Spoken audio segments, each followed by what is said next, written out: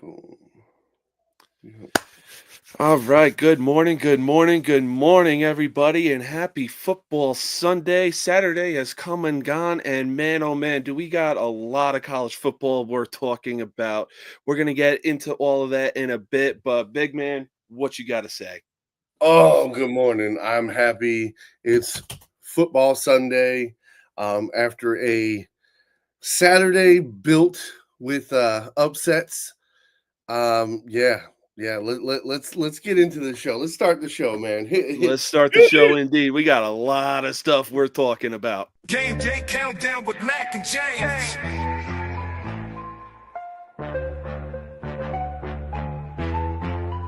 It's game day countdown, round rise and shine. Mack and James with the sports talk line. Big plays, bright lights, teams on the rise. From the first snap to the final drive. Big hits, big plays are the highlights. Countdown's on, it's football time. Game day countdown, Mack and James, let's go. Game day countdown with Mack and James. All right, good. Once again, good morning, y'all. Hope everybody had an awesome Saturday yesterday, and man, what a Saturday yesterday even was. Yes, yes.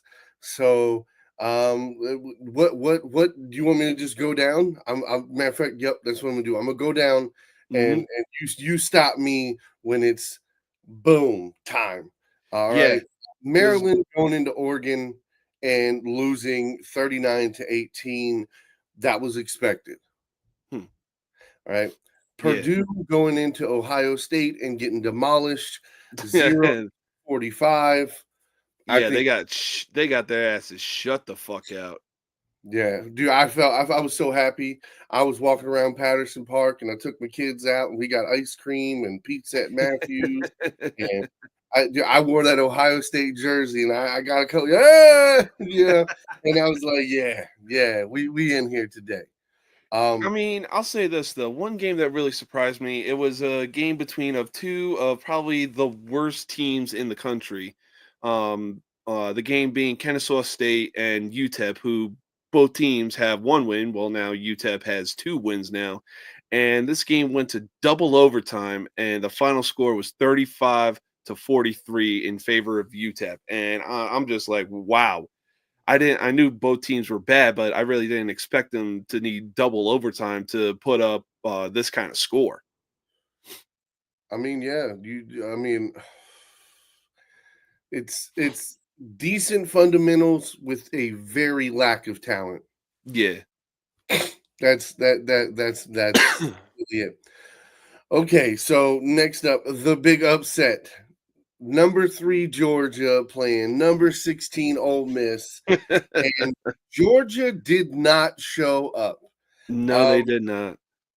is this a fit? Like, are the playoffs not an option now? Yeah, I mean, I honestly don't know. Georgia, like That's this, 2 losses now. That's two yeah. losses. I mean, look, I get their loss against Alabama, and they nearly mounted the comeback to get the win, but losing to Ole Miss, like that could really hurt your chances at even getting into the college football playoffs if they even try to get into the college football playoffs. Yeah, I mean, I know they're heavily favored. I know people like Georgia. I know. I don't know how. Yeah, I mean, that it's we're to this is Alabama, a LSU. fall. Don't worry. This is a big fall. This is a big fall. It is. This is definitely a loss that Georgia could not afford. I mean, I've been saying all year that this is going to be a revenge tour for Georgia. They're going to go back. They're going to just beat down anybody that's put in their way. But losing to teams like Alabama and Ole Miss, man, I don't know if that revenge tour is looking likely right now. They need Todd Monken back. They need Todd Hmm. Monken back. That's what they need. Okay, Yeah, and I would gracefully give him back because he yeah. is he is shit in some of these games. They for us. But For sure. speaking of one upset, let's move to the next upset. Number 4 Miami getting beat by Oof. Georgia Tech. Yeah. I mean, they Georgia Tech did the same thing that They did to Florida State, and that was just run the ball down their damn throat. Haynes King, 20 carries for 93 yards, averaging 4.7 yards a carry and one rushing touchdown. Not to mention he threw for a passing touchdown. Yeah, no, I mean, look, when you get beat in all phases of football, you're gonna lose. You're gonna lose. You were the better team. You came in with a big head, and these guys came in with a chip on their shoulder, and they had something to prove, and they proved it. They did. I mean, there's been some people out there that really have said, "Hey, you know what? Miami should have 3, 4 losses on their schedule right now, including this one to Georgia Tech." But I mean, hey, Georgia Tech showed, you know what? We're not intimidated by Miami. They may be undefeated. Cam Ward might be a serious Heisman candidate, but we're not intimidated by these guys. Yeah. Next up, we had Florida going into number 5, Texas, and Texas reamed them. Yeah, yes, they did. Oh my God, that wasn't even a matchup for Texas. That was basically a prelim fight. Yeah, no, for sure. Next up, Washington going into number 6, Penn State, and Penn State handled business. Yeah, I heard a little bit of chirping that Washington might make the upset. Washington's going to make this a close game. It wasn't. A lot of people didn't want to bet on this game because they thought this was one of the trap games this week. right. It was not. And It was not. yeah, 35 Penn yeah, State handled business. They did what they needed to do, and they got a good win here. yeah. This was definitely a great bounce back win for Penn State, coming off their loss to number 4 Ohio State.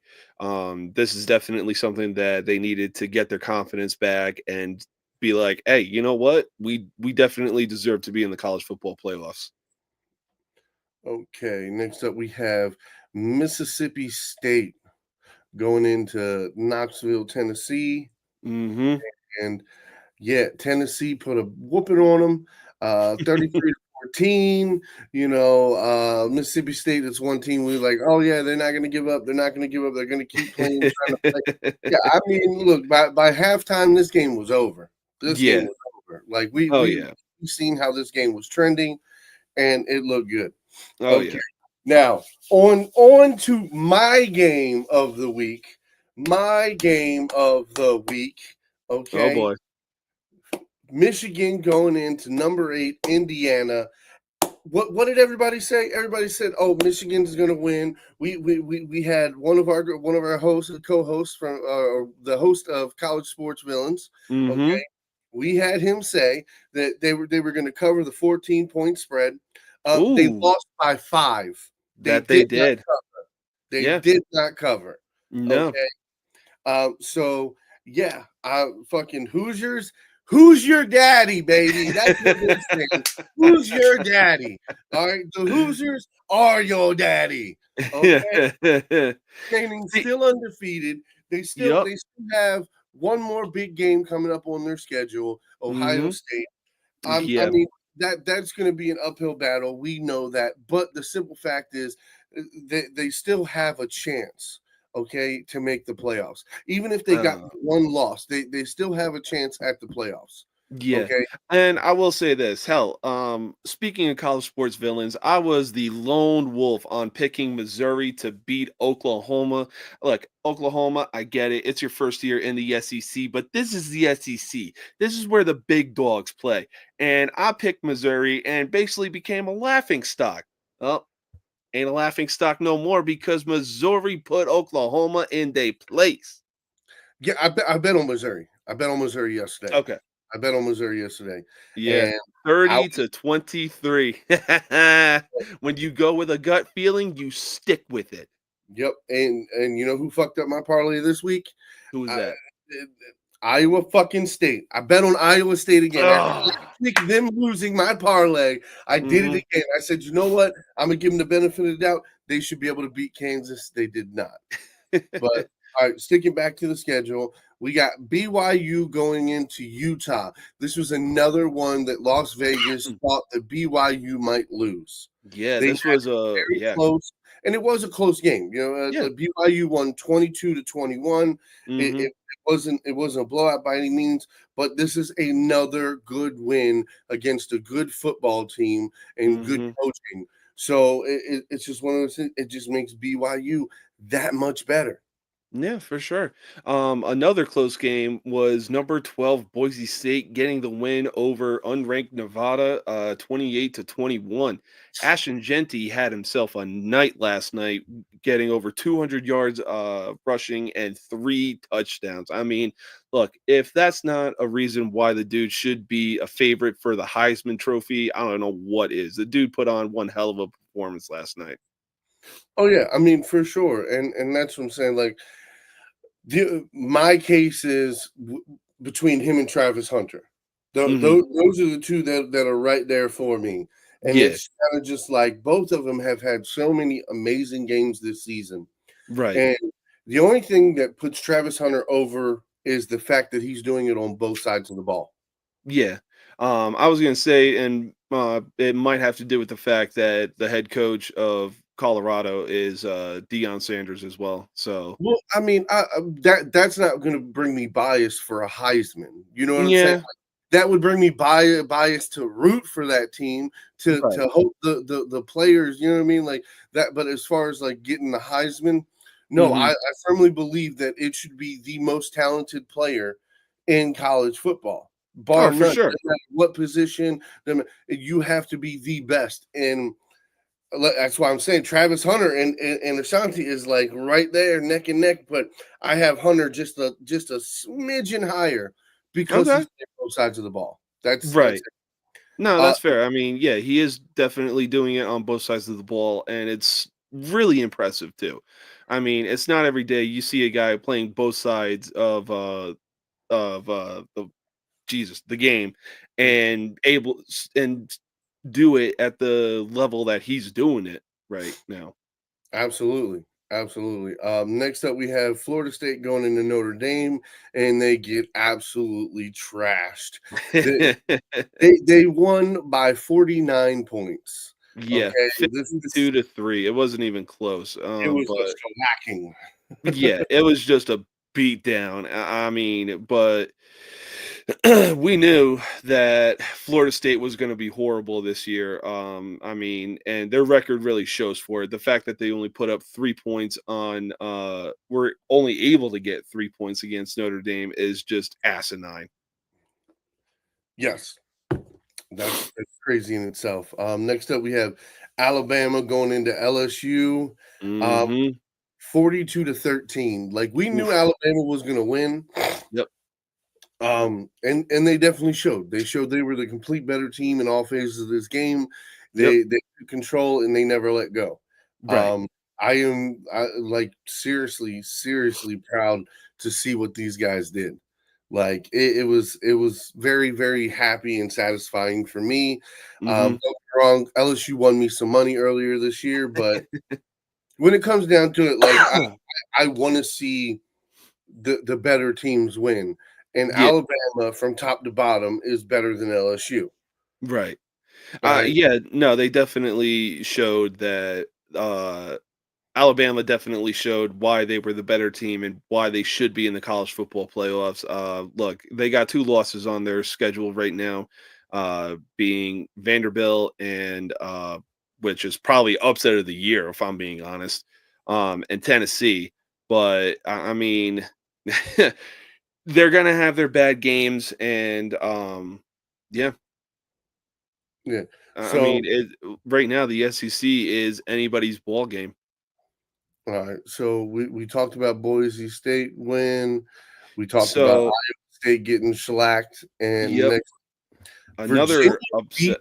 Pittsburgh in Pitt. Yeah, I was just about to say another upset that we had Saturday was Virginia beating 18th ranked Pittsburgh. This is a loss that is definitely going to knock Pittsburgh out of the top 25 rankings. I mean, yeah, I just like they should have won this game. They Mhm. No, should for have won sure. this was a game that I mean, in my concern, they had to win this game. They lost this Mhm. game. They Uh, did. there's Um no postseason here. There's no, no for sure. No. I mean, even if Pitt was able to get into the college football playoffs, they'd be out. And there's no redemption for them. Honestly, though, I think with Pittsburgh going down and out of the top 25 rankings, I think Navy moves up to the rankings again with their 28-7 win over South Florida. Okay. Next up, we have Colorado versus Texas Tech. Colorado put a whooping on them boys. They got so mad. Texas Tech got so mad that they were throwing shit at Shiloh Sanders. They were throwing stuff at the Colorado sidelines. Yeah. Like it was bad. Like it just showed you exactly how trashy that fan base is. Like Mhm. I understand that you're losing, but come on, man. Like Yeah. that shit is so distasteful. Yeah, Like no, for sure. I and mean, that made me happy that you know what they're good. You lost. You lost by fucking, over 10 points. Like, you know what I mean? Or what is it? 13. Yeah, it's like 13 points. You lost 13, 14 points. Like yeah. you deserve that. You deserve that. You and your shitty fan base can go ahead and get fucked just Yeah. like Colorado did to Yeah, your ass. I mean, look, I don't know why they were throwing temper tantrums on the sideline and everything like that, throwing shit at Shador Sanders or even being disrespectful towards Colorado's sideline. Look, Colorado is in the rankings for a reason. And I mean, look, Texas Tech really has nothing to be ashamed about. They put up 27 points. Sure, Colorado scored 41, but I mean, when you look at it, it's not that bad of a score and doesn't look like it was that bad of a game. So, I mean, look, if y'all were that upset, then hey, you should have won the game. There you go. All right. Next up, we got Utah State going into Washington State. Washington State handled business, 49-28. Yep. They could be moving up the rankings a little bit, but they're sitting Mhm. at 21 right now, so we'll see. Clemson going into Virginia Tech and no, they won.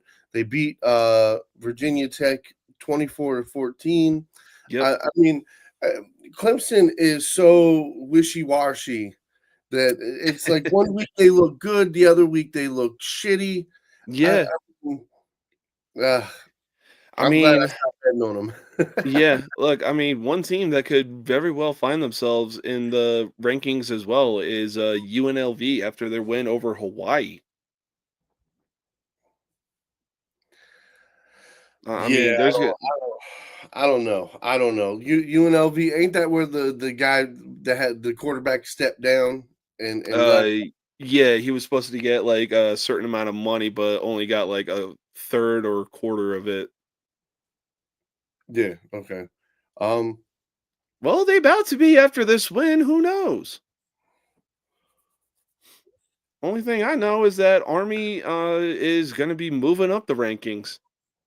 Yeah, I mean UNLV is 7-2 on the year right now, so we'll see how the new rankings look when they come out.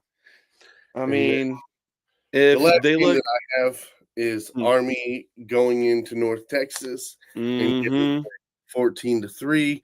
I mean, yeah, it's not the game that I thought, but yeah, no, I mean they won, but yeah, like this person just says, yeah, Army's gonna have to play Notre Dame, yeah, and yeah, that'll be yeah, Army's first loss. There's no doubt about that. And hell, on top of that, we still got the Army Navy game. I mean, that we'll see how that game plays out, and if Navy can still stay can win out their schedule, man, and hand Army their second loss, things are going to be interesting.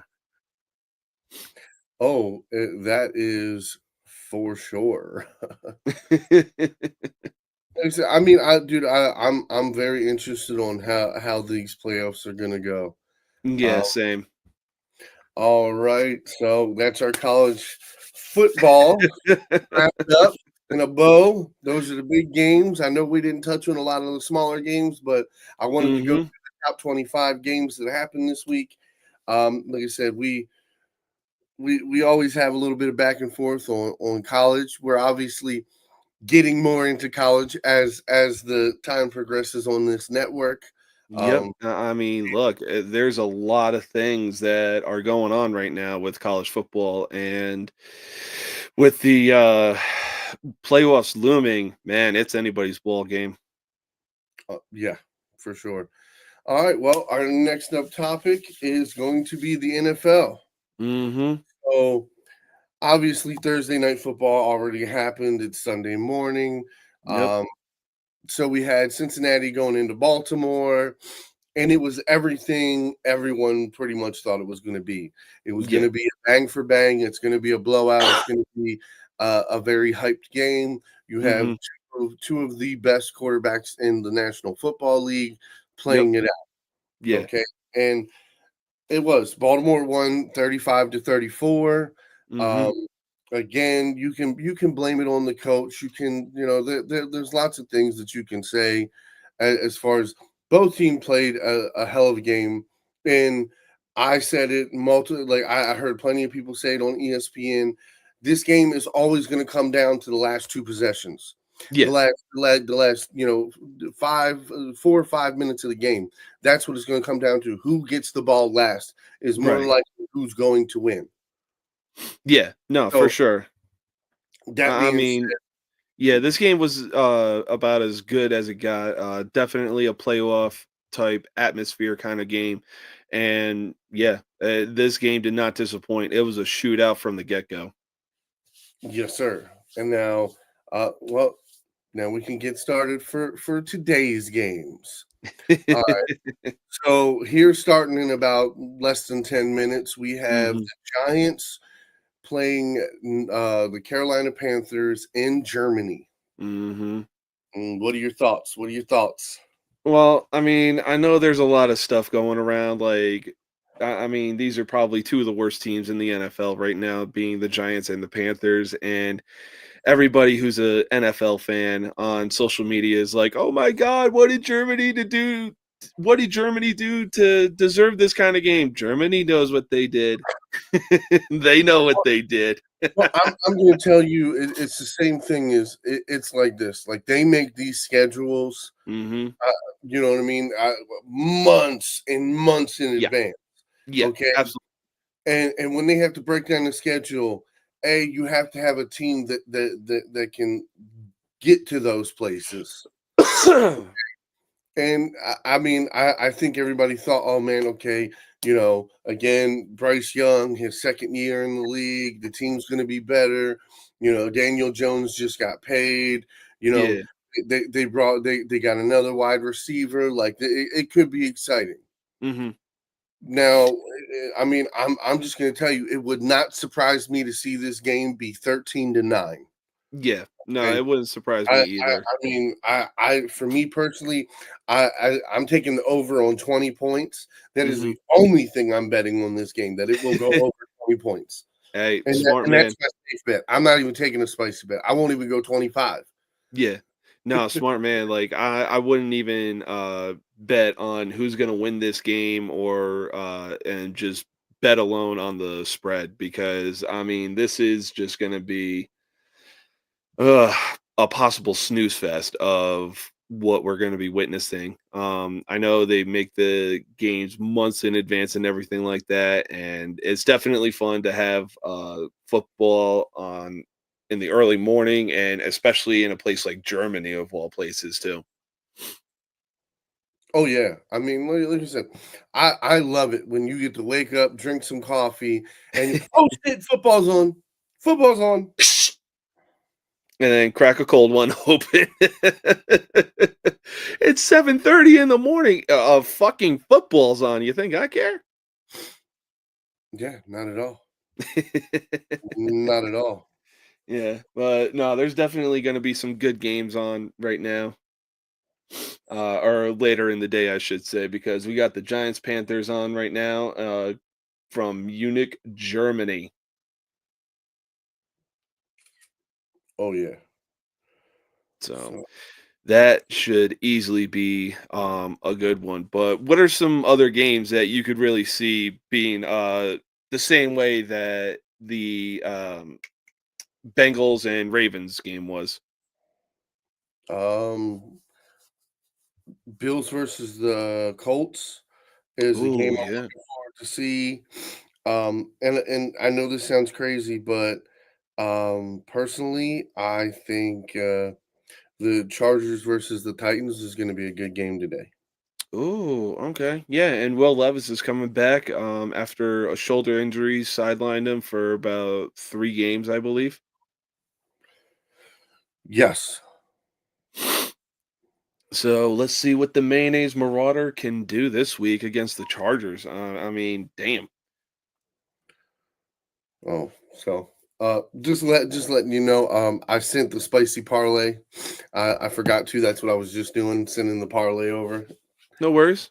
So I just sent that over to you. The next game up on the schedule is going to be boom. Oh, New England going into Chicago. Yeah, There. that yeah, my wife or was born and raised a Bears fan, but because of Tom Brady, she also is a fan of the Patriots as well. She's kind of stuck between a rock and a hard place right now, but I know I got the Bears hat on, but I mean, I truly think that the Patriots could get the upset today. The Bears have been on a bit of a slump recently, and I don't know. I think New England it could sweep in and be ripe for the picking as well. Okay, so I will say their defenses are very even. Yeah, New England's offense and the Bears' offense are not. The no, Bears have much more talent, hmm, and they have a lot more to work with yeah, versus New England. New England, look at the quarterback. Okay, hmm. can you name more than 2 receivers on the New England Patriots? No, I mean you got guys like I want to say Polk, Hunter Henry, and that's He's a tight about. end. He's a tight Yep, end. He he is a doesn't tight end. count as a receiver. So that's what I'm saying. Like I play Madden on a regular and I only know I think 2 or 3 of their wide receivers, Yeah. and that's because I play Madden on a regular basis. Yep. But to know the average fan has no clue who these guys are because I'm not saying they can't make an impact. I'm saying they don't make an impact. Yeah. Now again, the quarterback has to throw them the ball for them to make an impact. So it's kind of like, but no, I think the Bears win, and I think the Bears, put up probably 20 to 25 points somewhere Mhm. in that area, and I think New England just might score a touchdown and maybe a couple field goals. Like I don't see it being like either of these teams scoring over 28 points. Yeah. The defenses are good. Both Yeah. of these teams have good defenses, but knowing Caleb Williams has Keenan Allen, Moore, he's got Swift, he's got Mhm. Komet. Like, Yep. I mean, he's got plenty of guys there. Romeo Dunze. Yeah. So there's plenty of guys there that he can throw the ball to. The Yeah. problem is he's got to throw the ball. Yeah, he does. No, I completely agree. The Bears do have more offensive talent on the team compared when you compare it to the New England Patriots. But the thing is, they are being so underutilized right now because Matt Eberflus cannot get his fucking head out of his ass. Yeah, I mean, again, when you have that much talent, bro, I just like I feel like I could go coach the Bears offense Hmm. and put a game plan together where we're gonna score at least 21 points every single game. Absolutely. I mean, if you even look at the game between the Bears and the Cardinals last week, you could easily see DJ Moore just walk off the sideline while the play was still going on, and it was like, yeah, I'd have that kind of level of frustration as well if that the kind of talent that Not, the Bears have is not being in the first so quarter. Not in the first quarter, you wouldn't. after the amount of Come on, games that bro. have been You played. you you have Coop. Dude, we're You nearly have halfway through the season. And okay. this offense is being so underused. Absolutely. But again, the whole thing is like I can be pissed off at the end of the third quarter, in the fourth quarter. If you're doing that shit in the first quarter, it is you. Dude, we're 8 games in. No, We're 8 games in. I understand that, but again, okay, so imagine you got pissed off at your higher up, and you just walked off from where you're supposed to be stationed at, and you just walk off and go home, or you just walk off. You know what? I'm just gonna walk over here and stand over here where I know I'm not supposed to be, even though I'm supposed to be over here. I'm just gonna walk over there. You would get in trouble, correct? Your ass would be on fire. So that's what I'm saying. His ass should be on fire for that shit. Okay, It should, but it is I a him mean, problem. It's a him problem in the first quarter.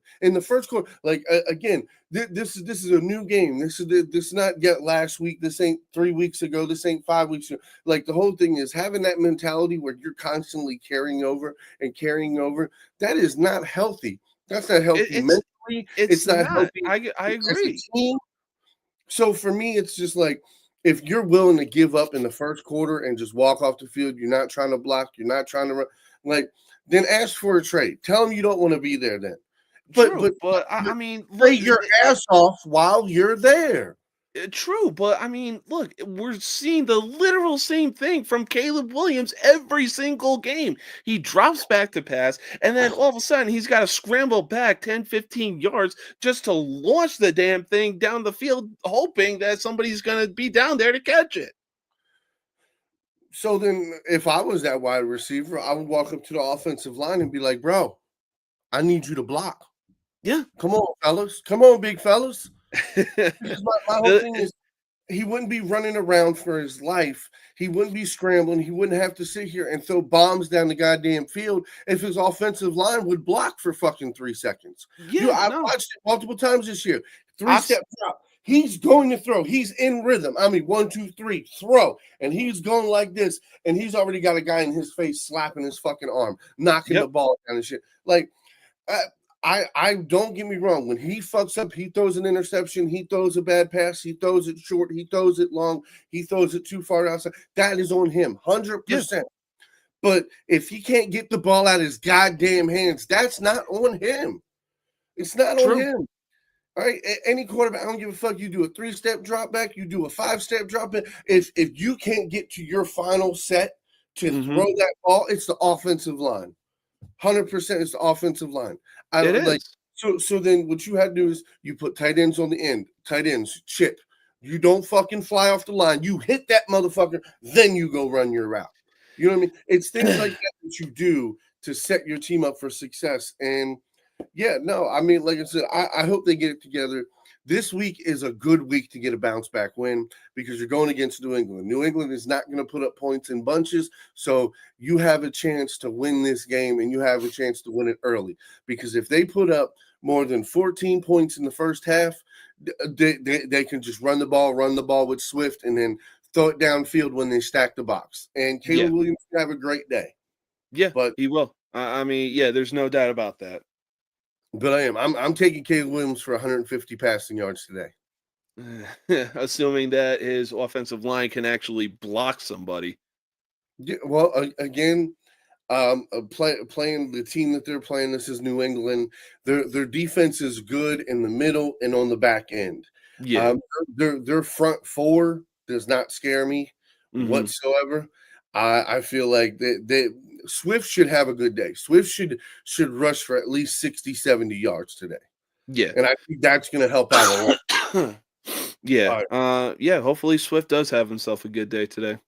But going back to the first game, I'm going to take the Giants. I'm taking the Giants to win, right? Yep. Between New England and Chicago, I'm taking Chicago to win. All right. Next game up, we have Buffalo going into Indy. Yeah, that'll be, like you said, a definite shootout. Yeah, I mean, it makes it tough because the problem is when Indy goes down early, it's scary. Now, having Flacco in there, having a proven guy who can go in there, who can lead, who can, throw the ball. Yeah. It definitely helps. But Mhm. Buffalo's defense has cranked it up. That is the one thing that I will eat shit about, and I have no problem eating shit about. I was wrong. I thought Mhm. the defense was going down. I thought Josh Allen was going to have a really tough year because his defense, he was going to have to continuously score a shit ton of points all season. Yeah. Now, for the most part, his defense has held him up for Yeah. most of his games. Unfortunately, not against the Ravens, but still, the majority of their games this year, the defense has stood up and did their job. So Josh Allen has won a bunch of games this year, and he's Yeah. looking really good this year. He is. On top of that, the addition of Amari Cooper really helping out the receiving core right now. But I'm going to say this: like as good as Joe Flacco can look and has looked over the last couple of years, Mhm. this ain't a game that he wins. Give me No. the Bills. Yeah, I'm gonna take the Bills as well. I mean, look, Flacco. I will say this. I'll say this, right? Yeah. If Taylor has more than 100 all scrimmage yards, they might win. Yeah. They might th- win. They definitely could win. If you don't run a ball against this Bills defense, you're not going to win. You're Mhm. not, because you Yeah. have to have time of possession against this team, and you have to be able to run the ball. And if you can't run the ball against the Bills, they're going to pick you. They're going to Yeah. pick you. And, Absolutely. and I love Flacco to death, but he's thrown interceptions in his career. Yeah. So Interceptions are definitely something you can't prevent, but at the same time, the Bills have an awesome defense right now. And look, as good as Flacco has been looking this year, and even when you compare it to last year, yeah, I think the Bills are just going to be too overwhelming for the Colts. yeah, I mean, like you said, I don't think it's not gonna be non-competitive. I think it's gonna be competitive, Yeah. especially when it gets to the fourth quarter. I Hmm. I, I feel like if it's within 7 points in the fourth quarter, then you might see some fireworks back and forth. Yeah. But I just have a feeling by the third quarter the Bills are gonna be up 2 scores. Now, whether that's 10 points or 15 points. Hmm. Uh, you know what I mean? It all depends. But yeah, no, it's definitely one of the games that I'm looking forward to watching today. Obviously, I'm not watching the Ravens game today because it happened Thursday. So I'm just watching every game today. Oh yeah. So I know that this team is undefeated, and we're gonna get into the next topic about why they're undefeated. But I think this game between the Broncos and Chiefs could possibly be a good one. I Oh, know Bo Nix is a rookie, but they got Sean Payton. Patrick Surtain is leading the Broncos defense, so who knows? do we need to take a commercial break anytime? We could discuss the rest, and then we could take our first commercial break. Okay. All right. No, I seen it. We're at 37 minutes. That's why I Yeah. know you around the time mark that it's commercial time. But all Right. right. So Denver playing Kansas City, and I don't know why I feel this way, but I feel like after getting the beat down from the Ravens last week, Mhm. I really feel like that defense has something to say Yeah. now. And I know I sound like everybody else gonna say this. Okay, Travis Kelsey is the difference maker. Yeah. Okay, playing against this defense. Okay, because Sertan isn't going to guard him No. the whole game. All right. No, for sure. So understanding that, like, D Hop might not have another 100-yard game in this game. Yeah. I don't think he will. But Kelsey is the big mismatch for this defense because their linebackers are quick side to side, but they're not great at covering zones. Yeah. Okay, and if you go in zone defense over the middle with Travis Mhm. Kelsey, he's going to find the soft spot. And he's gonna beat you up. Yeah, So absolutely. I 110% think that Travis Kelsey can either win or lose this game for them. Yeah. All right, that's fair. But yeah, no, the defense is going to show up. Um, yeah, dude, I still think this is going to be a really close game. I Mhm. do. I think it's going to be like 23-21. Yeah, I This could is a easily see that. divisional Yeah, it's a divisional matchup, and if you watch all these divisional matchups happen, not many of them are landslides, you know what I'm Yeah. saying? Like, Yeah. because you see this person twice a year, every year, you know what I Mhm. mean? You get all their tape. You watch all of their tape. This is a division rival. These are some of the biggest games that you have all season. Because Yep. again, you like legitimately, you can lose pretty much Mhm. every fucking game of the year. But if you win every divisional game, you're going to the playoffs, baby. Yeah. If Yeah. no one in your division beats you, you're going to the playoffs. It doesn't matter if every other team beats you. If Mhm. if you win your division, that's it. That's all you have to do. Yeah. You win I mean, games. take That's it. the Falcons for example. They got the divisional wins over the Tampa Bay Buccaneers, a team that I really thought another team that I really thought it was going to come down against the Falcons for the NFC South, but because the Falcons got their divisional wins over the Bucks, Falcons going to the playoffs, and it's not even close. Yeah, 100%. Or So they're going to the playoffs representing the NFC South.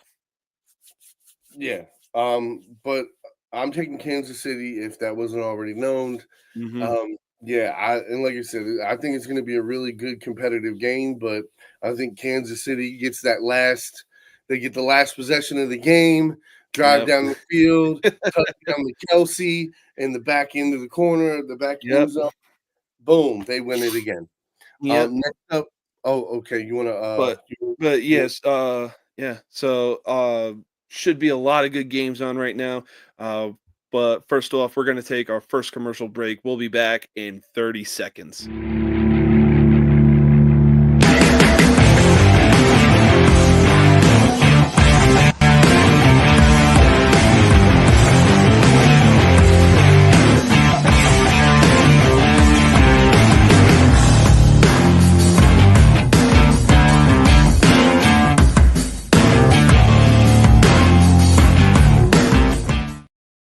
All right. If you ever are in the mood for a tattoo, be sure to check out Boulevard Tattoo Company and be sure to ask for Jimbo. He will hook you up.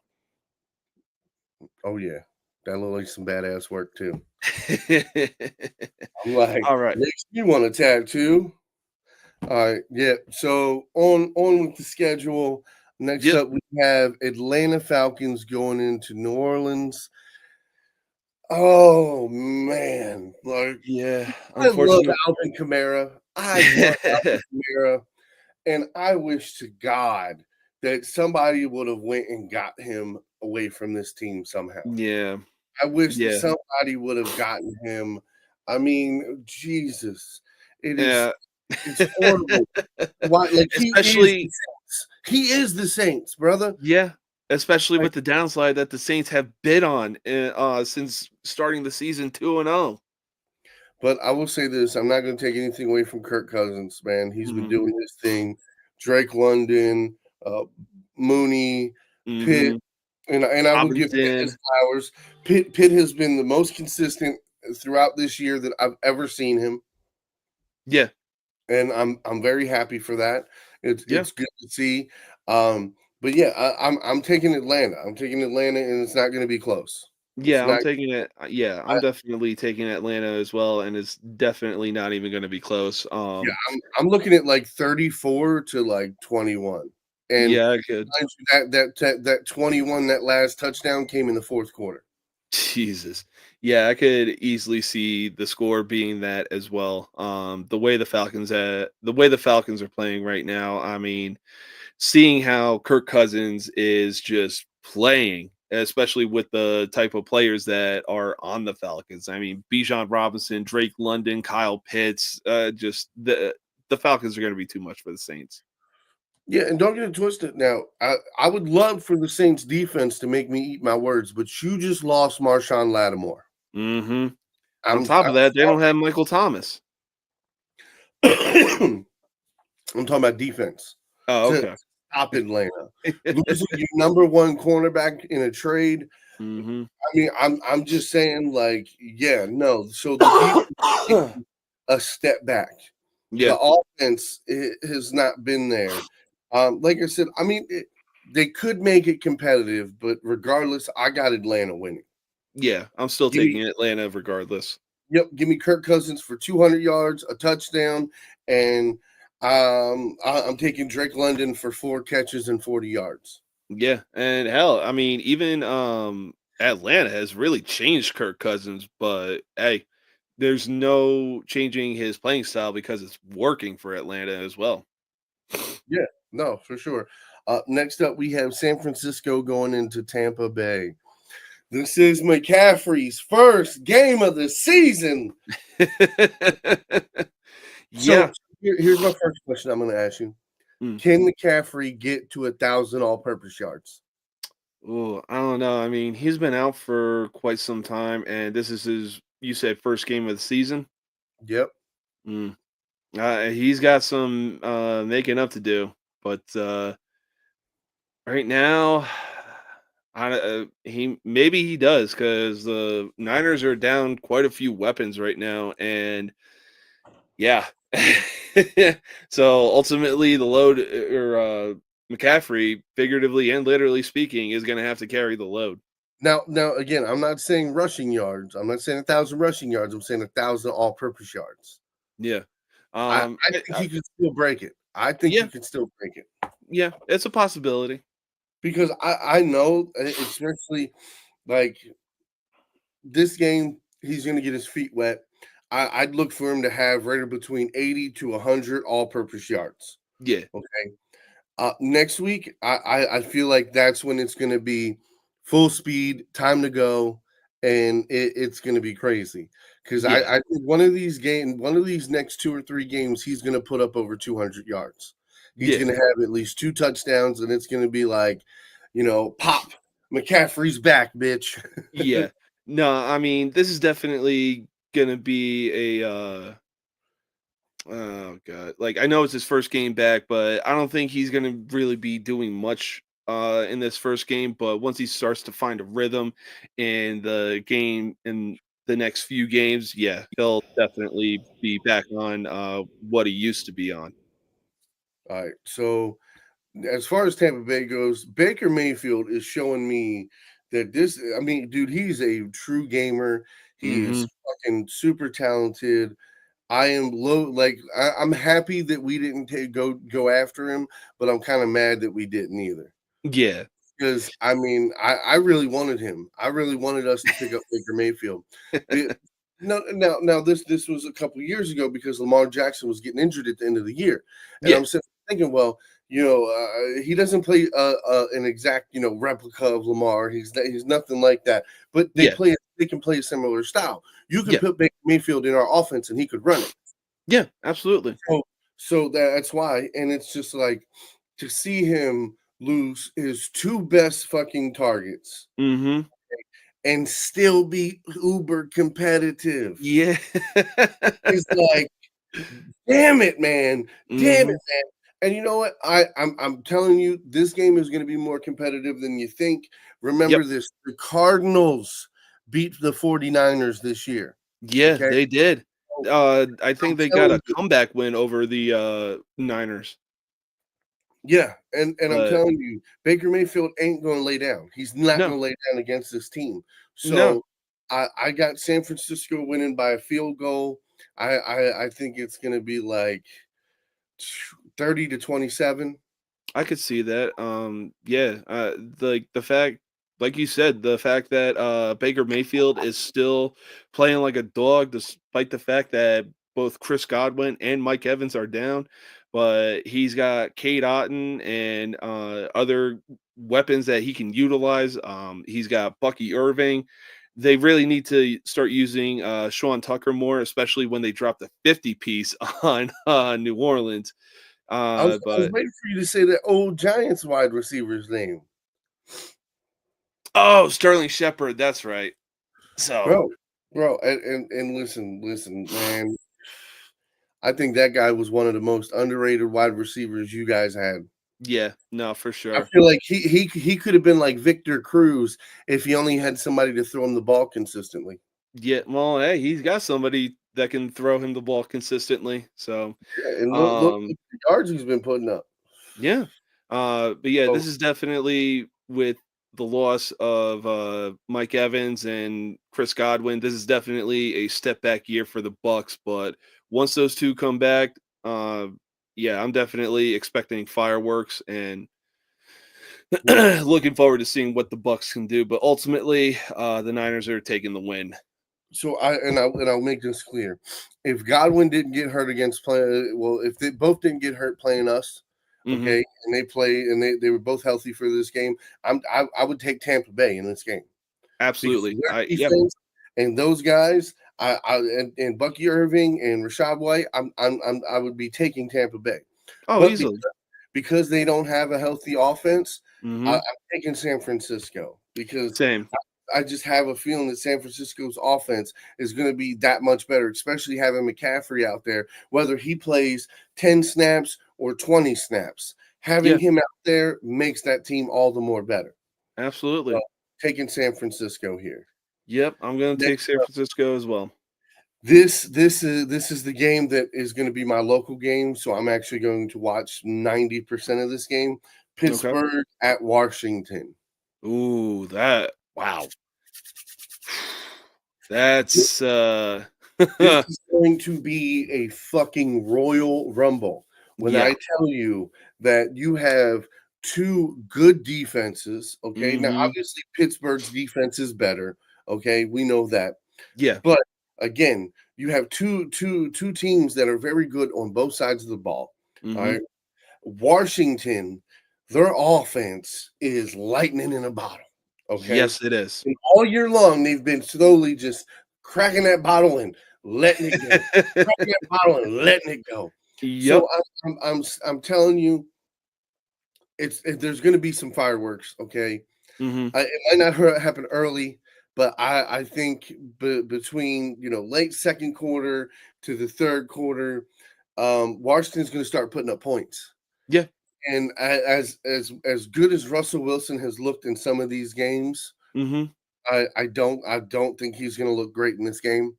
No. I got him I got him covering 150 passing yards. Yeah. Okay, I got him throwing for one touchdown. All right, but I think this game is going to be like 28 to like 17. I think I could see that. it's going to be I think a two-score lead. Like Mhm. I don't think the Washington gets to 30 points. I think Mhm. the Steelers defense is a little too good for that. Yeah. I do think they put up at least 20 plus points on their defense, and I'm taking the Commanders for the win. Yeah, I'm definitely going to take the Redskins for the win as well. I mean, Jaden Daniels has been playing lights out football, though. Just he's definitely running away with offensive rookie of the year. On top of that, the And Redskins also have Austin Eckler, Scary Terry, Brian Robinson. I mean, I think their Eckler, offense is going to be Eckler. yeah, To me, I've been betting on Eckler every week, and Eckler gets his yards and then some. Like, dude, yeah, the betting line is for usually him to get around 20 some to like maybe 30 some yards a game, and he's rushing it, yeah. especially especially with Robinson going out and Hmm. not playing, and this guy stepping up and he's playing his ass off. And it's like, bro, did you not realize just last year with the Chargers, he was putting up numbers? He Like, was. everybody just forget this guy was good? Yeah, apparently so. So The Chargers him for you. really Yeah, the Yep. Chargers really dropped the ball letting Austin Eckler go because right now he's seriously stepping up and he's been one of the reasons why Washington's um, offense is just so explosive. Oh yeah, no, for sure. I mean, look, I will take him for 50 yards all day. You can do it all purpose or rushing. Give me Yep. 50 yards, Yeah. especially with Robinson not playing. I'm taking him. I'm taking Hmm. that is easy money right there. Oh, All right. yeah. So again, Russell Wilson for 150 passing yards, one touchdown. I'm taking Jaden Daniels, 175, 175 passing yards, and a touchdown. Right. I'm Yep. taking Scary Terry for at least 3 catches and Yep. 40 yards. Absolutely. Yeah. Um, That's like a real safe bet right there. yep. Give me Washington. They're Yep. going I'm to taking. Yeah. they're gonna kill him. Oh yeah. I'm And taking I'm Washington as happy. well. Yeah. Same.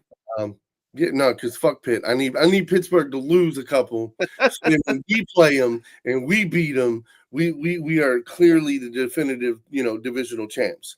Like Absolutely. like I said at the beginning of the year, that the Bengals defense is going to be the reason why they're not going to be a true playoff team. I've been proven right because the Bengals defense can't stop a nosebleed.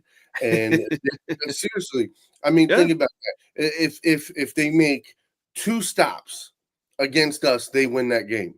Yeah. Easily. Okay. Same thing with the first time. 2 stops. If they'd have made two more stops, boom, they'd have had the game won, no problem. And a bunch of other games where they didn't lose like that. And it's just one of those things, man. And then the Browns, I mean, I've been saying Deshaun Watson is not a good quarterback. Yep. He is literally what they have pretended Lamar is.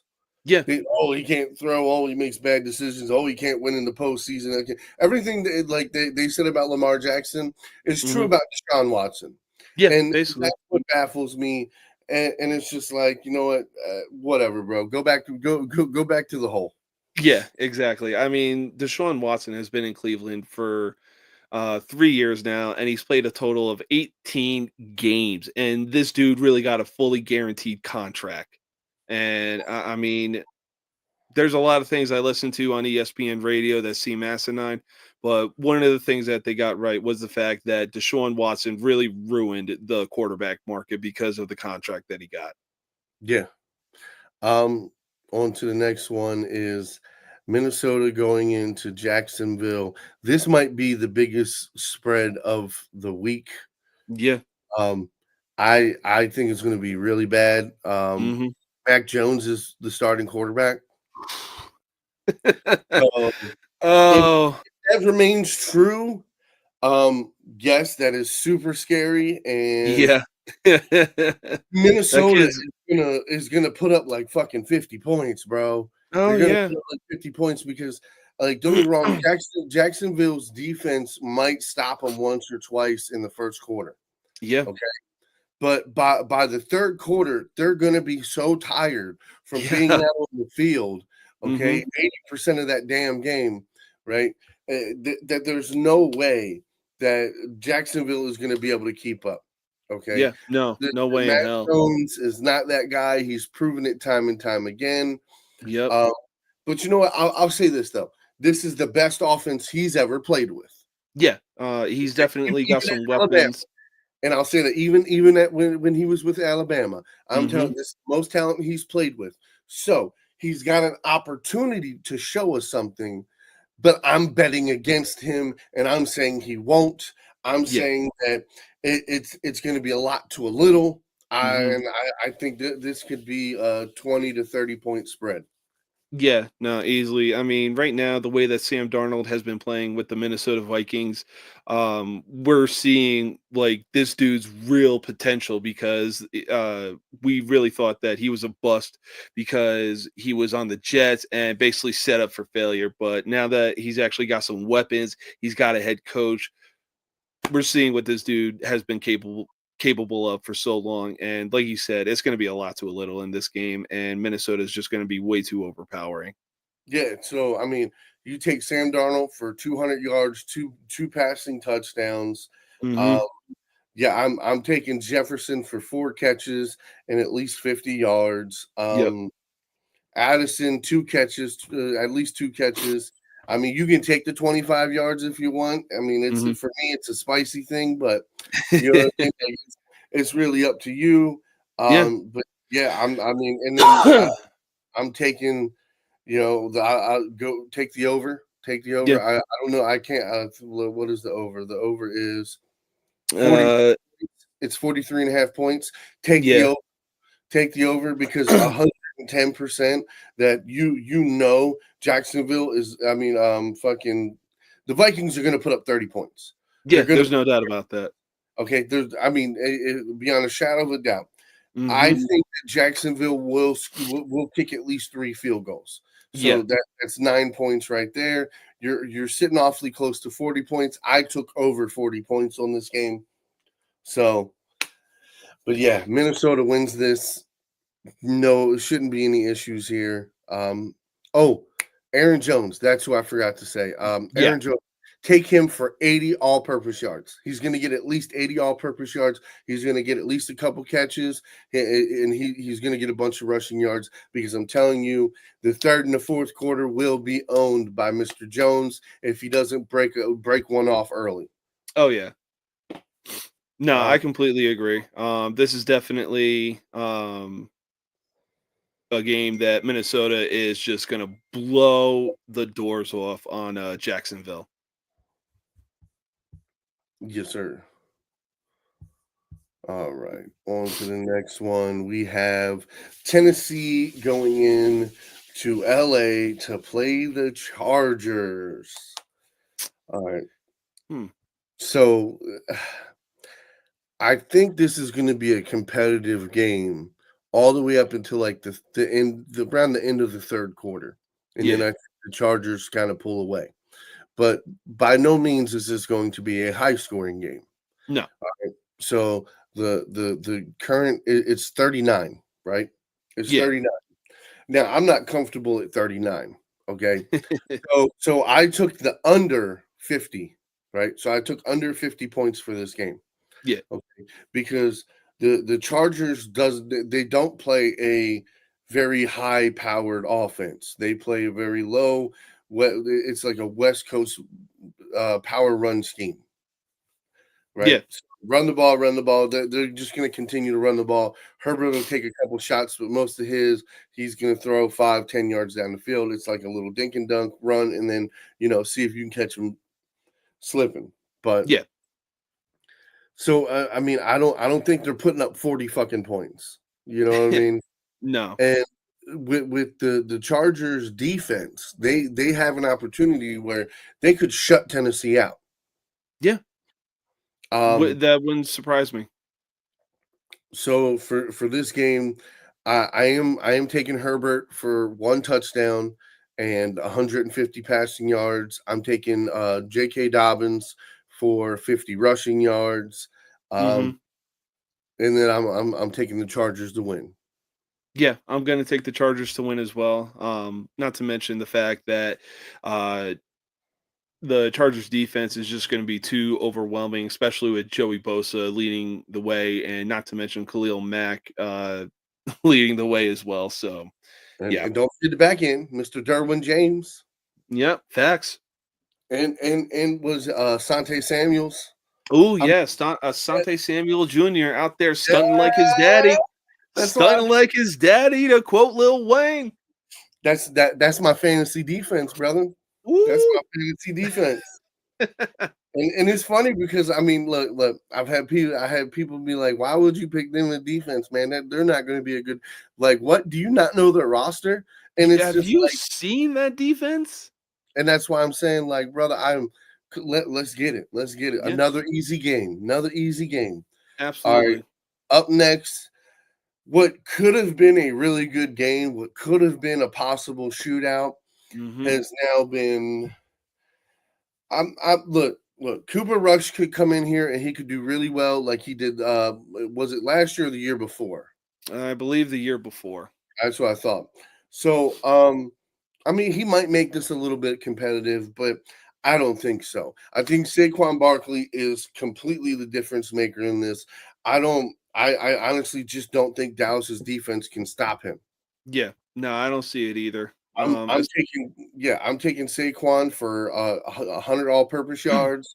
I'm taking him for a touchdown. Give me the Eagles to win. Yeah, I completely agree. On top of that, the Eagles just have more offensive weapons to work with, and like you said, Saquon is easily going to be the difference maker. And yeah, I'm taking the Eagles to get the win over the Cowboys. And good on you, Jerry Jones, for going all in this year. I mean, bro, listen, let's be real, man. We've been hearing him say this shit since the early 2000s. Okay, we're old enough to know this. I can remember Jerry Jones being on the NFL Network talking about, we're going to go all in. You know, we're like especially after they found Tony Romo on their roster. Like, oh, look, we got this guy. How many years did he go all in? and Mhm. like he didn't help the team. He hurt the team multiple times, bringing fucking cancerous players in there. Yeah. I mean, look, he nearly found something with Tony Romo, but this was the same dude that muffed a field goal against the freaking Seahawks. Like, dude, you really put your faith in that guy? Yep, it's one of them things, man, and it's just like another year goes by, and the Cowboys ain't gonna win it. Yep, So absolutely. better luck next year, bud. Now, a very interesting game. You have the New York Jets going into Arizona. Hmm. Um, I think after this game, the it's not going to quiet down immediately, but over Mhm. the next few weeks, we're going to hear less and less about Aaron Rodgers and the Jets because I think the Cardinals are going to beat them. I think I so don't. too. I think it's going to be a very back and forth competitive game, but Mhm. I think Arizona gets the ball last. They go down the field, kick a field goal, and they win it. Yeah. That's just how I see it. I see it being fucking like 21-24.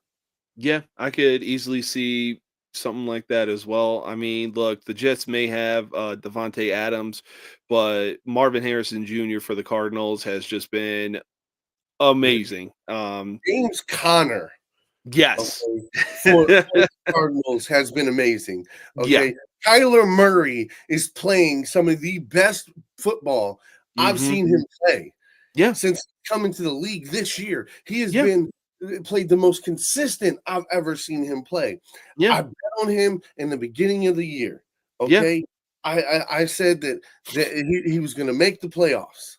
Yeah. Okay. I said that they could possibly make the playoffs. Just hear me out, and a lot of people laughed, and you were on the other on the other show with me, and some people were like, oh, you're crazy. The group chat, the chat was telling me that I sounded crazy. I didn't know what I was talking about, and I know football. And I'm like, this team is a lot better than people think. Like, you just look at them on paper and you're like, not really. But Yeah. when you sit here and I watch the preseason games, I watch some of their film, and watching these guys execute, watching the coaches work on the little detail, like seeing these little things is like, Yeah. oh, this team's gonna be good. This team's Mhm. really gonna be good, and they Yeah. have. So I think the Jets lose here. Now, don't get me wrong. The Jets have to win this game. They Yeah. have to win this game. Like Yeah. they essentially cannot lose the next 5 weeks. If they No. lose in the next 5 weeks, their season is done. Because Yeah. I know over the next 8 weeks they're going to lose another one. Oh yeah. I mean, So, honestly, this game really could decide where they're going to be. Even if they, even if they lose this game, that could be their season right there. yeah, no, because they're not winning the division. They're No. not winning the Oh division. hell But no. this is The division is going to Buffalo. It's not even close. exact. That's why I'm saying like the division is locked. Okay, Hmm. the only thing you can hope for is to somehow make a wild card spot, and I just don't see that happening. I I don't don't see that happening either. I mean, like. look, as good as Hopefully, the Jets are, I think the Cardinals are just going to be that much better. And not to mention, the Cardinals have a freaking dark horse at tight end being George Kittle 2.0, aka Trey McBride. This dude is something else. yeah. No, I mean, but that's the whole thing. That's literally you seen him last year. Hmm. Seen what he did last year, and he got pushed under because of another tight end. Okay, so it's like Sam Laporta last year. He everybody was hooting and hollering about him. Cole Kmet did Hmm. great last year. Yep. This year, you know what I mean. New quarterback, not really anywhere to be found so far for real, for real. No, But that's true. nonetheless, okay. I will say this. Brock Bowers. I mean, Mark Andrews is getting into stride now. Yep. Kelsey is doing good. So it's like it's good to see tight ends coming back, but yes, he's definitely in the top echelon of tight ends. Absolutely. And then we got for Sunday night football, we got Detroit going into Houston to play the Texans. Oof. I mean, look, as good as the Texans are, Lions are just that much better, and despite having one loss, they clearly are the best team in the NFL right now. It's not even close. I mean, so this game is going to come down to the last two possessions. Hmm. That's this game's going to come down to the last two possessions. Detroit is not going to run away with this game. Okay, first off, the Texans defense they ain't slouches. Yeah. Okay, and then two, they can put points up. All right, Yeah. they've had a couple slumpy games, but they've also had a couple really good games. He's got some weapons. Mhm. Okay, he's got Mixon. Mixon has been doing his thing. True. Right. So I 100%, I think this is going to be somewhat competitive until you get to those last few possessions, and Yeah. then that's going to be the difference maker. And now, like you said, for me, I don't think the spread goes over 2 scores. Yeah. I don't think it's going to be 42 to fucking 14. I'm just sorry. I don't see that happening. Stroud is too big of a competitor. You know what I mean? Yeah. And Dell and fucking what's his name? The tight end Schultz. Dalton Schultz. Yeah. Yeah, and like you said, you got Mixon, you got Schultz, you got Tank Dell. I'm so mad I can't remember the other wide receiver's name off the top of my head. But Nico, or no, I'm pretty no, sure he's him and injured. Stephon Diggs are out. No, yep. I was gonna say both of those are injured. Okay. No, there's the other guy. I mean, he's made some really good catches and stuff. Robert Woods, Oh yeah. Okay. that's his name. All right, so again, I'm taking Detroit. I'm taking Detroit. Like I know I'm talking about Texans, right? But again, I'm taking Detroit. I'm thinking this is gonna be like possibly like 31 to 28, somewhere in that realm. Yeah, I I could see they, that. they don't win huge, but they win, like I said, those last two possessions. Yeah. Yeah, I could see that. Ultimately, I'm taking Detroit as well. Like I said, as good as the Texans are right now, the Lions are just that much better. They have just too many weapons on offense, and they look like a real complete team right now. Mm. All right, and then the last game of the week, we have Monday Night Football, Miami going in to play the LA Rams. Yes, sir. Well, that's a easy no-brainer. I'm taking the Rams. But I mean, hey, if Tua does figure something out, then good for him.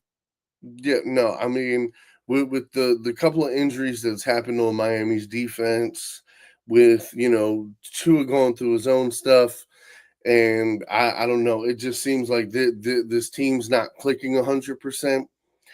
Um, it could be a really competitive game, and I'm not gonna lie and tell you that I think the Rams are gonna win this game 100% because I'm not.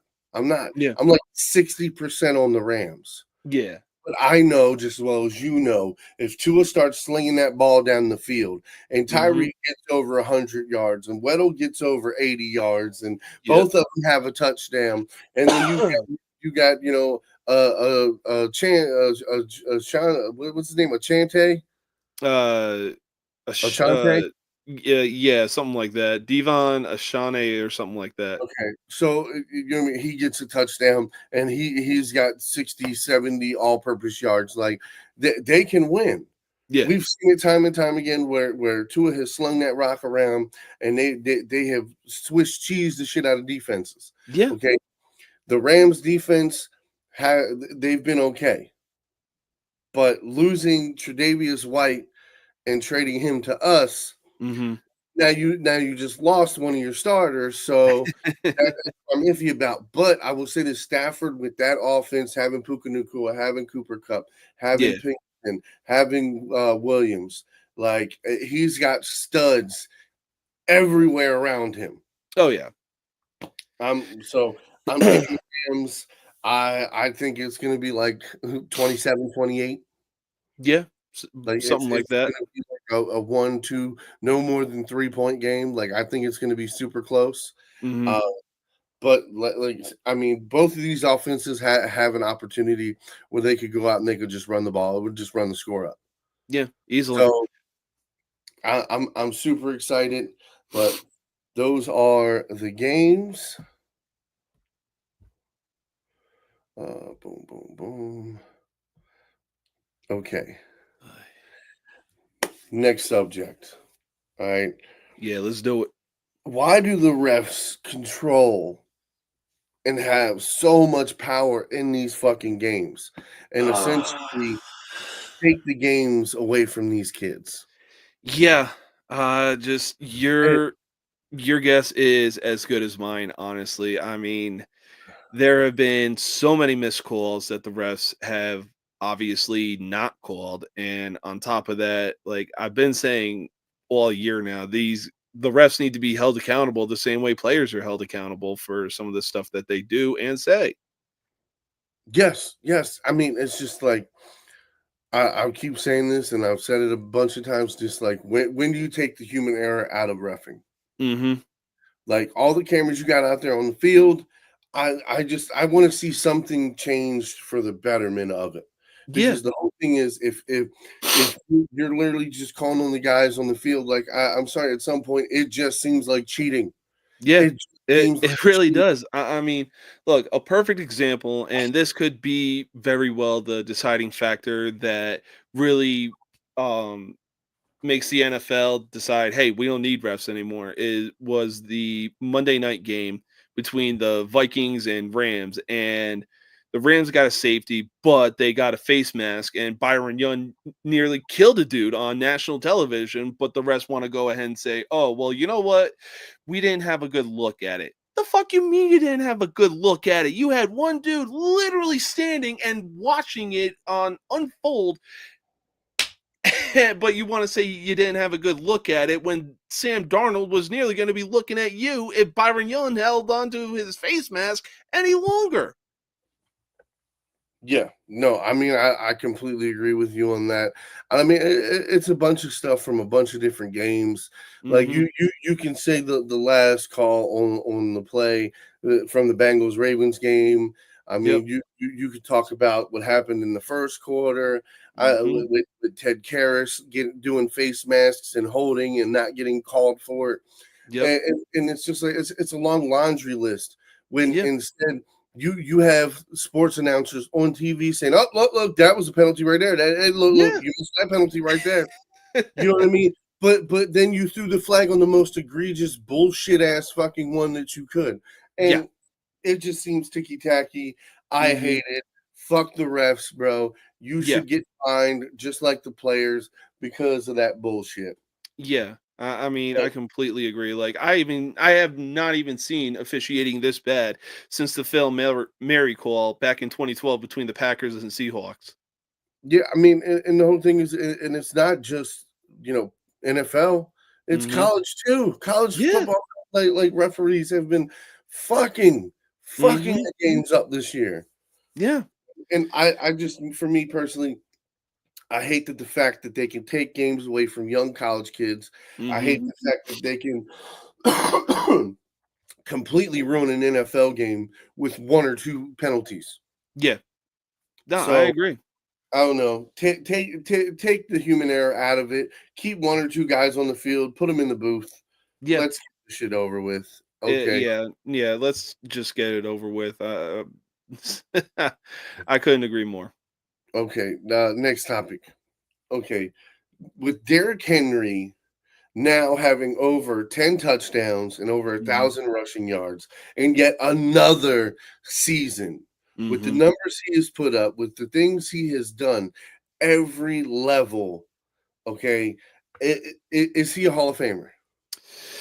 Ooh, that is a dicey subject right there, but yeah, it is rigged. There's no doubt behind that. Derrick Henry. Uh, Ultimately, I would say yeah. He's on his what, seventh season for having 10 consecutive touchdown seasons, and he's up there with the likes of a lot of good running backs. So I would say at the when he decides to call it a career, yeah, he could very well be a Hall of Famer. I mean, so my argument is that he is already a Hall of Famer. Okay. He could retire after this year. Now he might not be a first ballot Hall of Famer, Yeah. but then very well could be because Yeah. look what look at Calvin Johnson.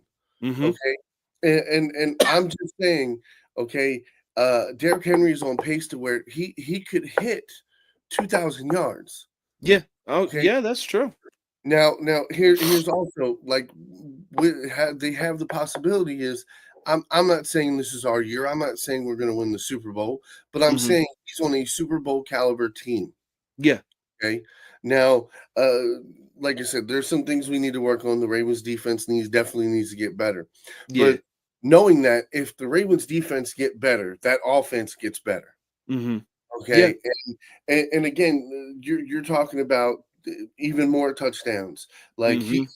he could possibly take the touchdown record if he has a couple more 2 touchdown games and he continues scoring a touchdown every game. So, Yeah. like there's multiple facets to this, but understand he has been the most dominant running back in the NFL Yeah. for almost a decade now. Yeah. And most of that was spent on being on the Titans as well. And exactly, and for me, that does nothing but elevate him even more because the Mhm. whole thing is you weren't playing with a star cornerback, you didn't Mhm. have star wide receivers. You No. know what I mean? Like the offensive line you ran behind was mediocre at best. Yeah. Okay, and it is like I'm not going to say you wasted your career. No, it just made it that much better that you took a shitty team and you were the offense. Yeah, That's he was for the me. offense, and the only thing that the Titans really had that made them good was Mike Vrabel as the head coach. I mean, come on, like you could easily drop somebody else that He was you a could good easily coach. drop another quarterback in under center instead of Ryan Tannehill, and the Titans would still be a playoff caliber team. I don't know about playoff caliber, but they would have always been a good team under variable. But Yeah, that's the whole thing. He wasn't that great coach that was needed. yeah, Variable, he's a good coach that if you gave him a great team and great coordinators, oh mm-hmm, yeah, he'll win the Super Bowl, yeah, 110%. But if you give him a mediocre ass team with some decent coordinators, he's going to be competitive. oh, absolutely. I Like, mean, right I'm not now, he's not a bad coach. He was never a bad coach, but the no, whole thing is he's not that coach that's gonna take everybody to the next level. yeah. I mean, right now we're seeing Dan Campbell in Detroit is basically what we could have seen with Mike Vrabel and the Tennessee Titans. Like if they had the right pieces, the right coordinators and everything, I mean, all they had to do was build around Derrick Henry and they failed to do that. So I'm just gonna say this: the Raiders and the Saints have an opportunity that they could go get him. Yeah. I would love to see him with the Raiders because that's Mhm. just the tough style that they have. Mhm. I also think the Saints need to completely, revamp what they have going on there. Right. Um, but yep, I think Derrick Henry is a Hall of Famer. Um, on to the next topic. If Lamar Jackson wins the Super Bowl, will that finally quiet the haters? Easily. Okay. Easily. So my whole thing is like I've on social media I've talked about this. I've had discussions with people, and I think it won't. I think it won't. I think it won't because Mm. I think what they're gonna do is he win a Super Bowl, and within a couple years they would be, oh, he just won one. He's a Yeah. one and done. That's it. He's only gonna have that one. And it's just like for me, that it's like why can it never be good enough? Why can Yeah. it never be good enough? Like I had to sit here for what almost 20 years of my life and hear how good Aaron Rodgers is, Yeah. how elite, how number one. And my quarterback, Joe Flacco, had the same amount of Super Bowl wins, had more road playoff wins, had Mhm. more total playoff wins, Yeah. and and I got to hear about how good Aaron Rodgers is because in the regular season he only threw 5 picks. Yeah. I mean, look, I see it like this. Like, Imagine being a Packers fan and you have two Hall of Fame quarterbacks for like what the last 30 to 40 years and only two Super Bowls to show for it. I mean, but you got 2 Super Bowls to show for it. You got to, but if you got Hall of Fame type quarterbacks, you should have the same amount of Super Bowls that the Patriots have. Okay, realistically, to understand this, like first to be able to go to consecutive Super Bowls is super rare. To It understand that is. you have to have the cap space to keep all of those guys there, okay? Or bring some new guys in, plug and play, to be as consistent. Like that is really, really hard to do. And one of the main things is you have to have a cheap roster. Yeah. You have to have cheap veterans to where you can make it all affordable, because Yeah. that's what a lot of teams do. They go for broke, they win the Super Bowl, and the very next year they have to let it all go because they can't afford it. And that's happened time and time again. That's happened to the Ravens. Well, that also happened to Green Bay one time. Mm-hmm. So, from one standpoint, I completely understand. But my whole thing is, Lamar Jackson gets all of the heat for Yeah. everything the Ravens does. The Ravens lose, even though he put up 30 points, and the Ravens lose. It's Mm-hmm. his fault. Yeah. Because he should have threw another touchdown. Like, he shouldn't have to throw 5 touchdowns to win. Yeah. Four touchdowns should be enough for us to win. Yeah. Legitimately. Mm-hmm. Okay. So that's on the defense. That's on the special teams.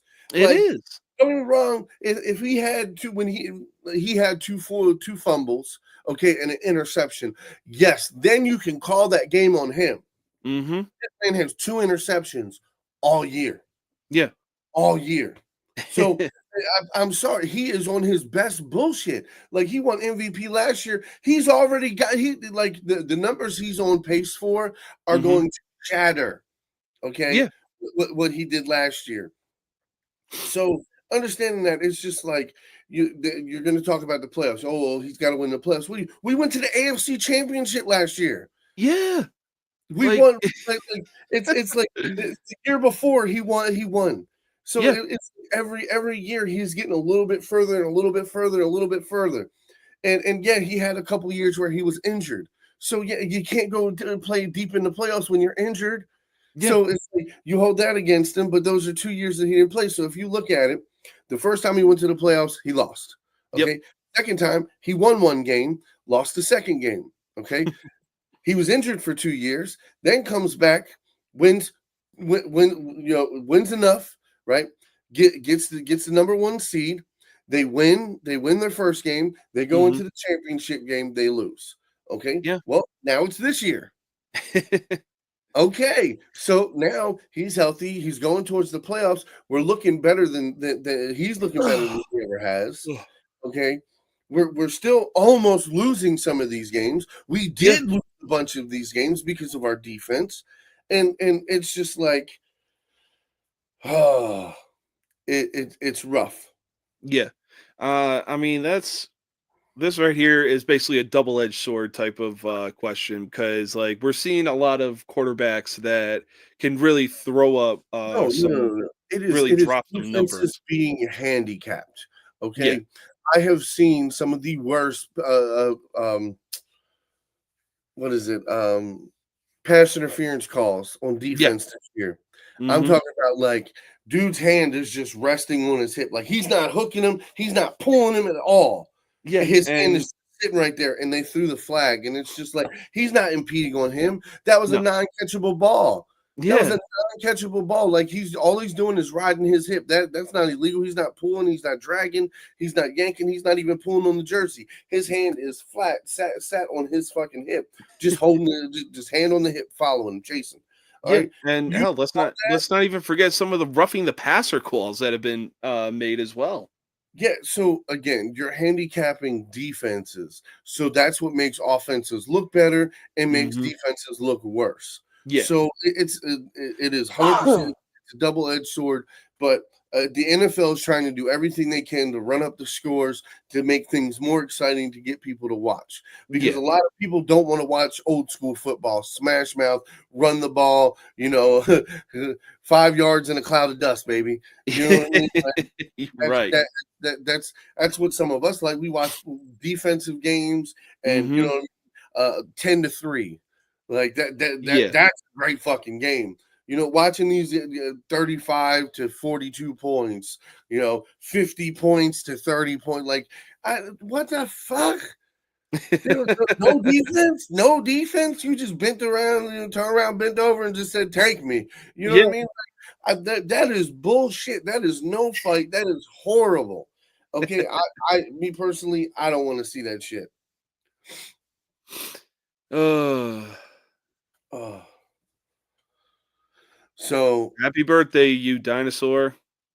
I want Lamar Jackson to win a Super Bowl Yeah.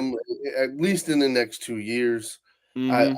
feel like if he did that, I know it's still a little early, but I Yep. really feel like if he wins a Super Bowl with the 2 MVPs and the stats that he already has, and the Mhm. fact that he in sometime in the next year, and I literally mean this year to date.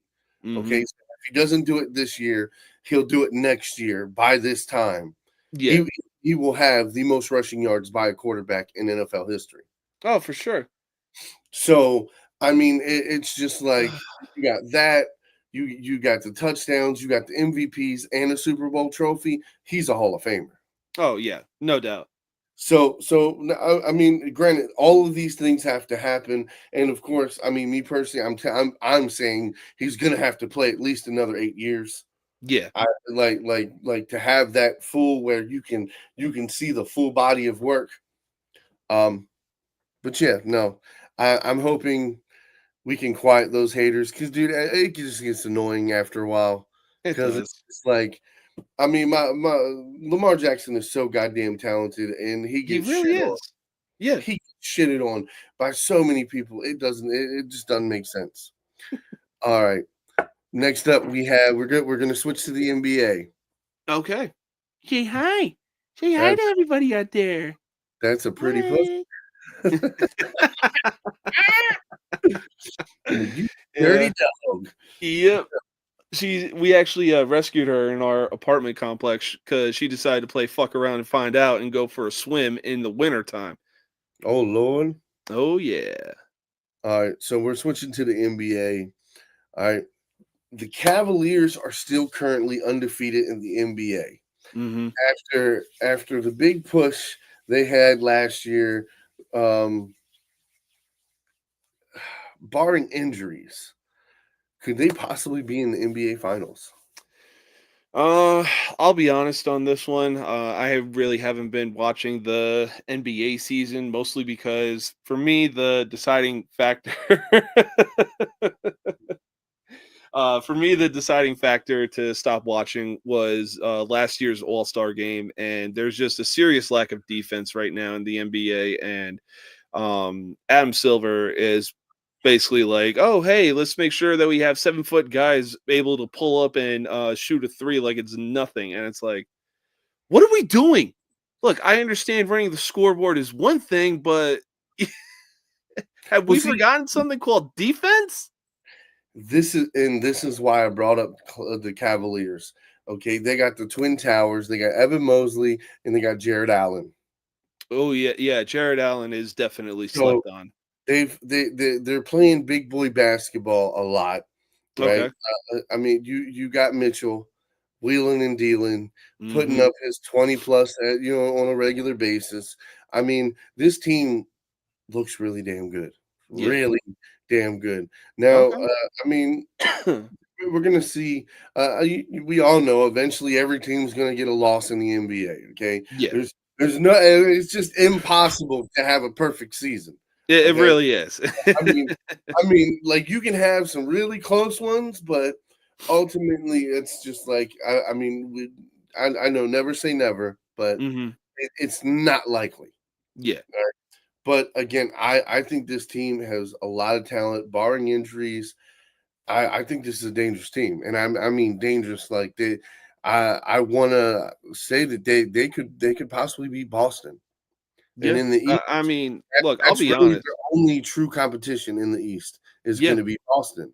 Yeah. I mean, I'll be honest. Boston is right now, from my viewpoint, probably the worst defending champion right now. I mean, they have the talent and everything they do, but ultimately, I would have much rather have seen a team like Dallas get their second championship or Minnesota get their first championship, because both those teams were just playing lights out basketball in last year's playoffs, and even the Timberwolves knocked off the defending champs.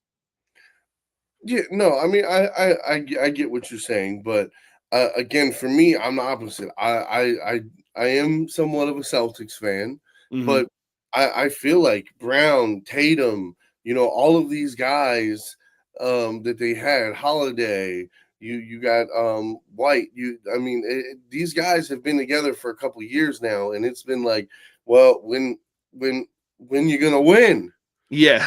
And they've been pushing, they've been pushing, they've been pushing, they've been pushing, and it's just like, damn it, man, come on. Hmm. And now that they've won, it's like, okay, finally, we hit the echelon. Yeah. Okay, especially getting Al Horford a ring Hmm. after all, you know what I mean, all these years, and this motherfucker's still Yeah. playing, even Yeah. after the ring is like, but still, I mean, again, are they going to be as good as last year? Hmm. It's gonna be close. Are they Yeah. gonna win it all again? I don't know. From what and that's why I brought up the Cavaliers, because what I've seen from the Cavaliers the last 2 years, I think they're gonna be super competitive, especially like I said, last year the Cavaliers had a bunch of injuries. That's Yeah. why it wasn't there for them.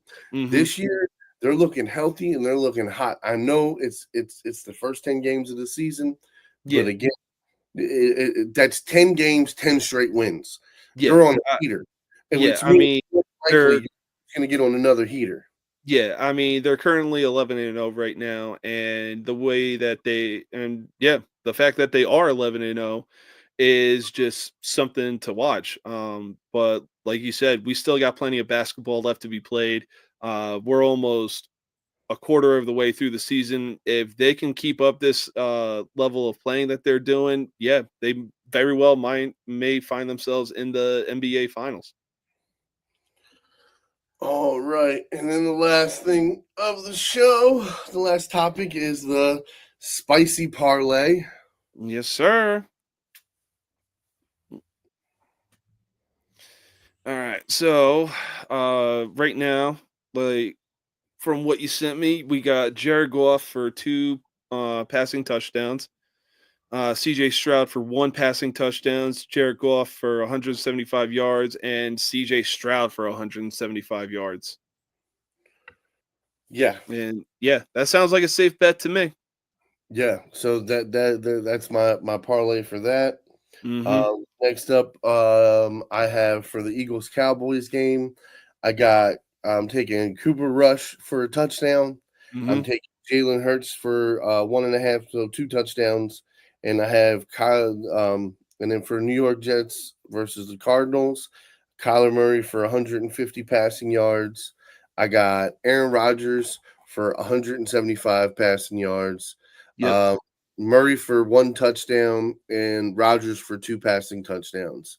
I think he gets one early, and then I think it's a tight game.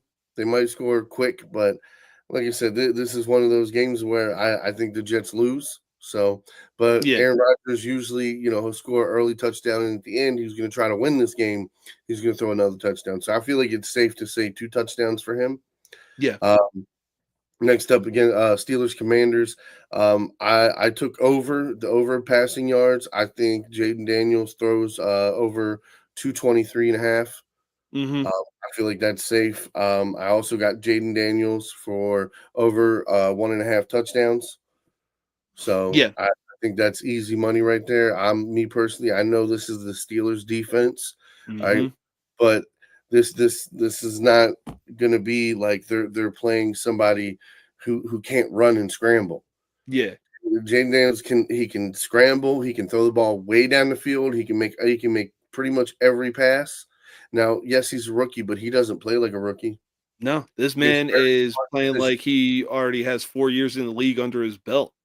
Now, I mean, I don't think he'll have a 300-yard day, but I think he'll be right around 250 by the end of the game. Yeah, I could easily see something like that. Now, I mean, it might not be if he runs away. If they run the ball, Yeah.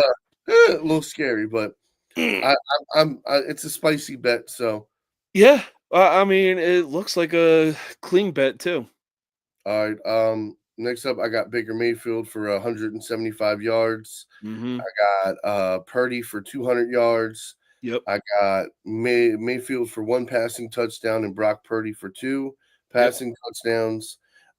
Next up, we got the Denver Broncos versus Kansas City game. I got Mahomes for 2 touchdowns. I got Bo Nix for a touchdown. Mhm.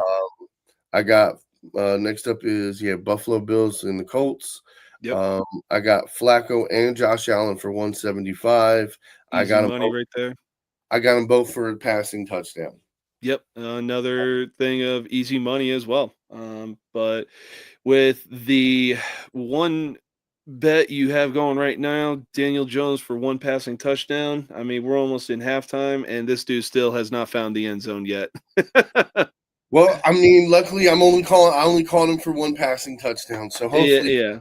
he can get one in there. So yeah, I got Daniel Jones for 1 passing touchdown. I got Sam Darnold for 1 passing touchdown, and then I Mhm. got Herbert for 2 passing touchdowns. I Okay. think he finds Johnston in the end zone. All right, Okay. so if you do all of these parlays, which I wouldn't do them all together, if you know what I mean, like I did for $1. I bet Yes. $1 on it. $1 wins $2,300. Yeah. Okay. But if you break them up, I'm saying today is a good passing yard day. Bet on the passing yards. Go safe. Bet on the touchdowns. Mhm. That's what I would be betting on today. It's a good day for quarterbacks. I think a lot of these guys are going to hit their minimums. Yeah. So bet safe. Final thoughts.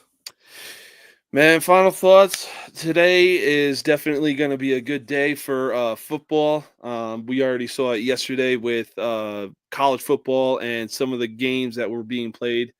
And it is, man, I think it's going to be a real offensive display of explosiveness and a lot of passing yards. So, other than that, be sure to catch our other show out tomorrow night, Legends of the Squared Circle, where next or this week's topic is going to be the top 5 entrance themes and the top 5 WWE or wrestling belts design.